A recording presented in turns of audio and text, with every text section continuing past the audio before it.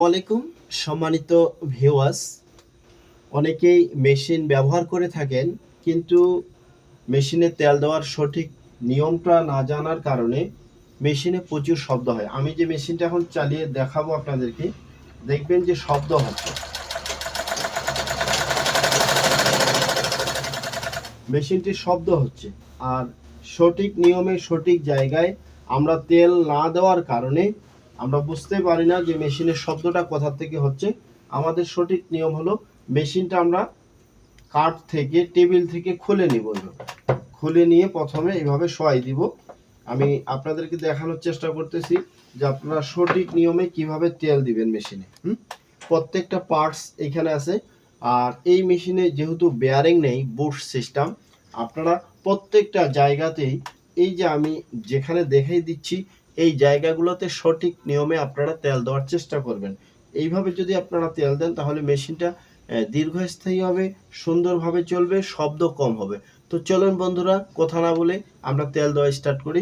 প্রথম অবস্থাতে দেখেন এই জায়গাগুলো কিন্তু নড়তেছে, দেখেন নড়তেছে। প্রথম অবস্থায় আমরা এইভাবে 2 ফোঁটা করে তেল দিতে পারি, বেশি করে তেল না দিয়ে এইভাবে তেল দিব। আপনারা চাইলেও বাসাতে, আপনার বাসায় যে মেশিন আছে আপনারা এইভাবে তেল দিতে পারেন। এইভাবে তেল দিলে আপনার মেশিনটা কিন্তু নষ্ট হবে না, এত সহজে নষ্ট হবে না। শব্দটা মানে শব্দ করবে না, মেশিনটা সুন্দরভাবে চলবে। হ্যাঁ, এই নিয়মে আপনারা যদি তেল দেন, আমি দেখিয়ে দিচ্ছি।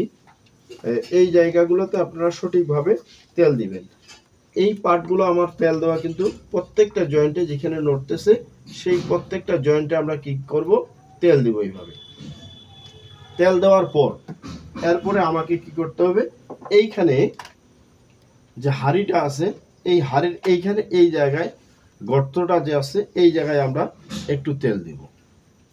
তেল দেওয়ার পরে উপরে কিছু জায়গা আছে যেগুলো আমরা অনেকে জানি না যে এই জায়গাগুলোতে তেল দিতে হয়, অনেকে হয়তো জানেন না। এরকম করে এই যে ছিদ্রগুলো আছে এখানে একটা লক পিন করা আছে, আমি দেখানোর চেষ্টা করতেছি। এইখানে একটু আপনারা তেল দিবেন। এখানে তেল দেওয়ার পর কি করবেন, এই যে ছিদ্রগুলো আছে এখানে 3টা ছিদ্র আছে, এই ছিদ্র 3টাতে তেল দিবেন। তেল দেওয়ার পরে ঠিক এই জায়গাটাতে কলমটাতে তেল দিবেন, এই যে কলমটাতে তেল দিবেন। এইখানেও তেল দিবেন। এখানে একটু তেল দিলে কি হবে, আপনার মেশিনটা শব্দ থাকবে না। আরেকটা গোপন জায়গা আছে যেটা আমরা অনেকেই জানি না, বা অনেকেই জানলেও আমরা সঠিক নিয়মে তেল দিতে জানি না। ঠিক এইভাবে আমরা মেশিনটা ঘুরিয়ে নিয়ে এইখানে যে প্লেটটা আছে এই প্লেটটা অনেক সময় টাইট থাকে, তো লুজ করে রাখা দরকার। এইখানে দেখেন 3টা জায়গা আছে, 3টা জায়গা আছে, 3টা জায়গা দেখেন ঘুরতেছে, নড়তেছে। এই জায়গাগুলোতে আমরা কি করব, অবশ্যই 2 ফোঁটা করে তেল দিতে পারি। এই নিয়মে যদি আমরা তেল দেই, এইভাবে তেল দিব। এইভাবে তেল দেওয়ার পরে মেশিনটা আমরা এই যে দেখেন এইভাবে বসিয়ে দিব। এইভাবে বসিয়ে দিব। বসিয়ে দেওয়ার পর ফিতা তোলার নিয়মটা আমি কোনো সময় দেখিয়ে দিব আপনাদের। আমাদের তেল দেওয়া কিন্তু মেশিনে শেষ। আসলে মেশিনের যত্ন নিলে মেশিন দীর্ঘ সময় ভালো থেকে। হ্যাঁ, এখন আমরা চালাবো এইভাবে চালাবো। দেখেন এখন কিন্তু শব্দটা অনেকটা কমে গেছে। শব্দটা অনেকটা কমে গেছে। এই নিয়মে যদি আপনারা তেল দিতে পারেন এবং আপনারা মেশিনটা সর্বদা সবসময় যেন ঢেকে রাখবেন। যখন আপনারা ঢেকে রাখবেন তখন আপনার মেশিনটাতে এরকম ধুলা ময়লা বালি পড়বে না। তো আমার দেওয়া তেলের নিয়ম যেভাবে আমি তেল দিলাম, এই নিয়মে যদি আপনারা তেল দিতে পারেন তাহলে আপনার মেশিনটা অনেক দিন সুন্দর থাকবে, মেকারের কাছে যাইতে হবে না।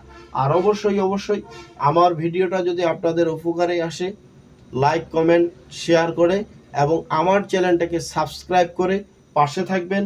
নতুন কোনো নেক্সট ভিডিও আমরা তৈরি করার সাথে সাথে আপনার কাছে যেন পৌঁছে যায়। ভালোবাসা দিয়ে পাশে থাকবেন। অসংখ্য ধন্যবাদ।